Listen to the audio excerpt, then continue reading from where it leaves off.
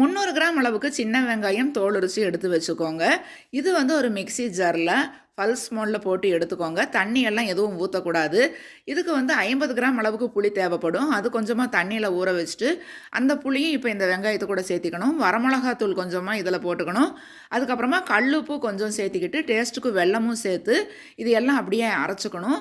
புளியிலேயே தண்ணி இருக்கிறதுனால எக்ஸ்ட்ரா தண்ணி எதுவும் ஊற்றாதீங்க இதில்.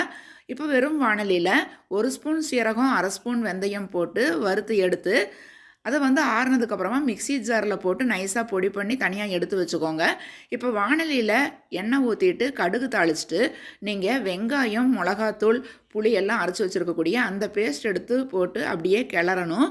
இப்போ இது பாதி கிளறின உடனேவே இந்த ஊறுகாயில் நீங்கள் வெந்தயமும் சீரகமும் பொடி பண்ணி வச்சுருக்கக்கூடிய அந்த பவுடரும் போட்டு அப்படியே நல்லா கிளறுங்க.